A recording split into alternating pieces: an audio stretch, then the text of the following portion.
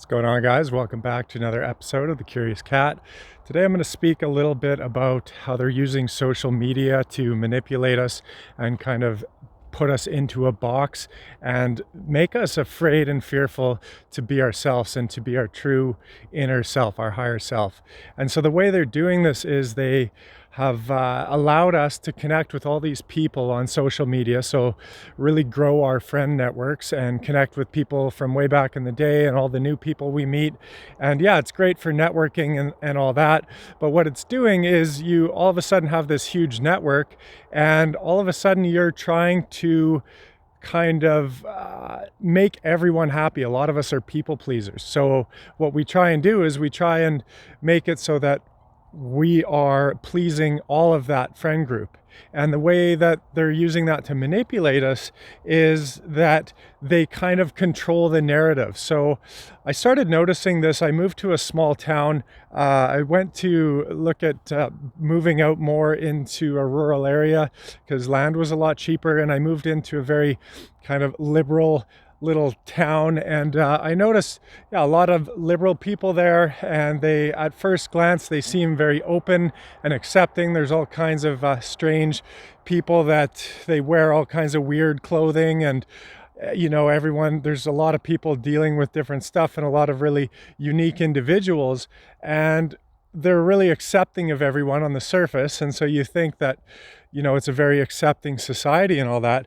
But what I notice is the second you have a view that doesn't fit into that culture, you're completely ostracized. So I started noticing this when I started speaking about capitalism and how I think capitalism is a great thing. And I noticed that all of a sudden I was kind of ganged up on, especially on stuff like Facebook. And it made me curious. I thought, okay, these people boast that they're very accepting of everyone and all that, until all of a sudden you speak up and you maybe say something that's outside of their narrative.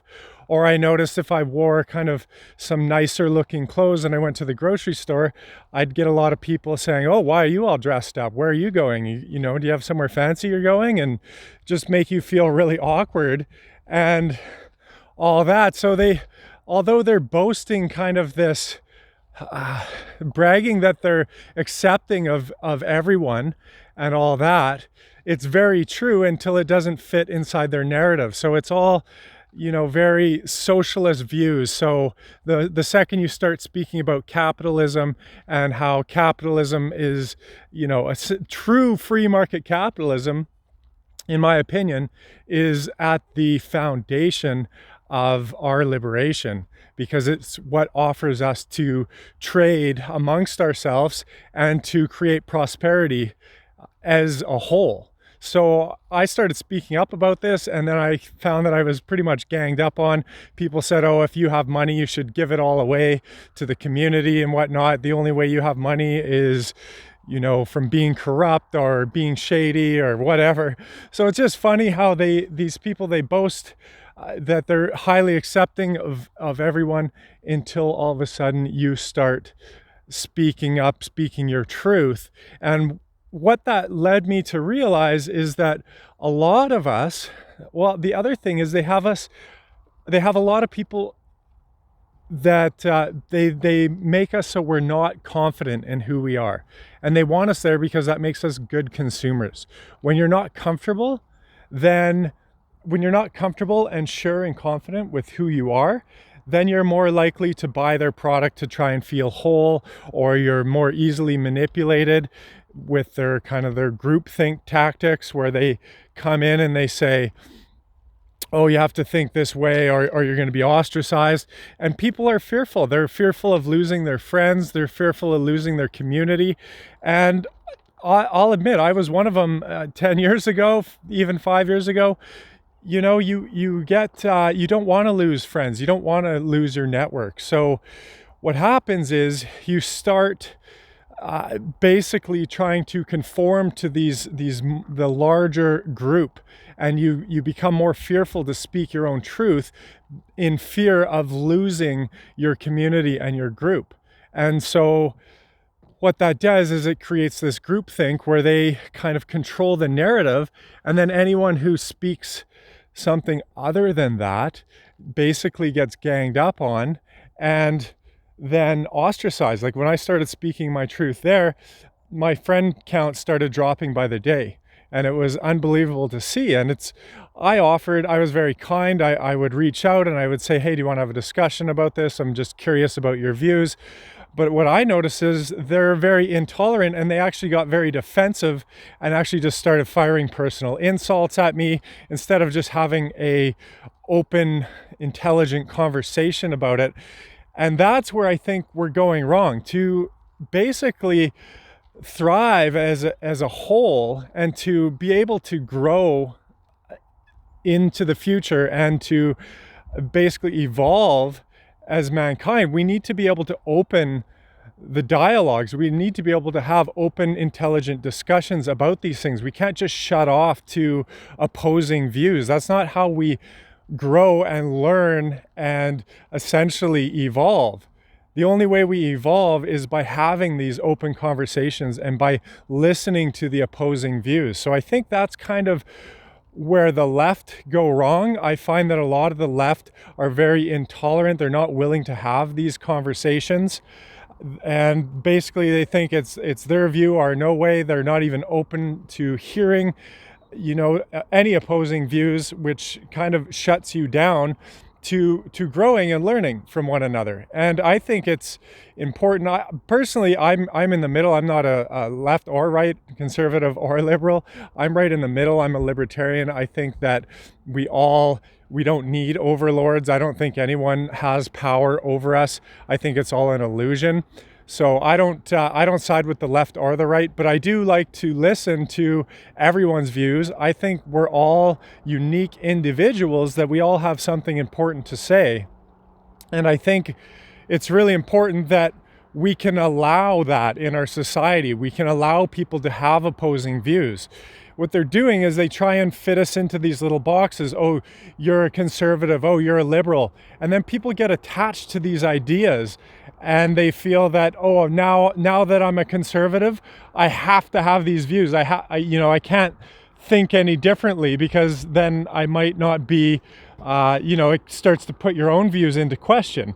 So people start essentially holding on to these views, and what they don't realize is that we're highly unique individuals, and we're very dynamic. Things are always changing. Our views are always changing as we grow, as we learn, and all that. So to try and fit us into these, you're either left or you're right, that's completely mad. And the reason they do that is because they want to control our thoughts, the way we think. You can't think differently. You can't think outside the box. They want to pin you in either one or the other. To say that we only have two kind of ways you can vote, left or right, that's just completely mad. We're very dynamic creatures. We're always growing, and you don't want to cling to kind of one idea or another, and to realize that we're always evolving, and basically to be okay with questioning your own views. That's how we grow. I used to be very capitalist for a while, until I started kind of questioning my own views and looking a little deeper instead of just clinging on to them and being afraid to question them, because that meant that maybe I didn't hold my highest, truest self. And essentially it's when we start looking at our own views and letting go of the fear, and we're able to question them and open up these dialogues with other individuals who might have opposing views. That's how we evolve as a people. So the social media thing, this is how I think they're manipulating us, because we get these large friend groups, and then we start clinging to these self-identities, and we become fearful to start questioning ourselves and maybe opening up the dialogues with others. And so I think that's just one way they're kind of pinning us into these little boxes. And it's not until, for me personally, it's not until I let go of that fear of losing these people as friends, that I was able to find my true inner self. And when you haven't found your true inner self and you're still living in this fear and trying to fit in and please everyone, it's not a healthy place because you're not living your true self. You're afraid to speak up because you don't want to lose these people as in your network, so you start hiding your true thoughts. And I think everyone, their thoughts are important. We're all highly unique, and everyone's got a little kind of added dynamic to their thoughts and their ideas on things. And I think that's important. And when we basically start suppressing that to fit into these larger groups, then we stop our evolution because we're essentially at the mercy of the groupthink. And the group's always wrong, to be honest. If you just invested as a contrarian and kind of whatever the masses were doing, you did the opposite, you'd probably be a very wealthy person. The masses are almost always wrong, and it's the individuals that have the courage essentially to speak their own truth, and that they're the ones that push evolution. And they're the ones that foster the most change. It's not when we just remain in these group thinks and we all agree on the same thing and we never change, we never evolve. And then anyone who kind of starts thinking outside the box is ostracized. And that, if you look back at all the smartest people in history, they were always considered mad or insane and ostracized from the group.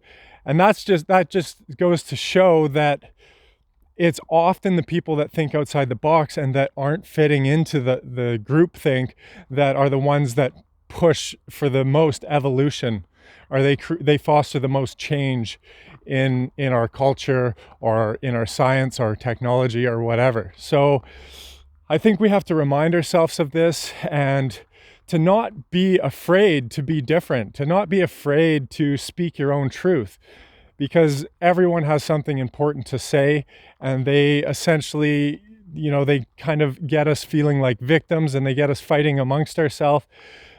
And when I say they, I mean the ultra rich, super high power, at the highest level.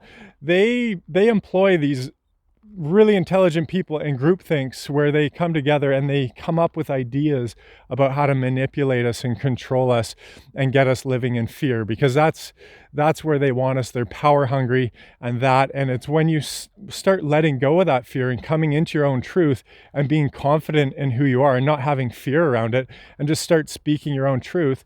Yeah, it's not going to resonate with everyone, and you're probably going to lose a bunch of friends, but who wants those kind of people in your network anyways? People who can't even listen to your own view on something, people who don't have the maturity to open up a dialogue with somebody else and to hear what they're saying, even if it's completely opposing to what they believe.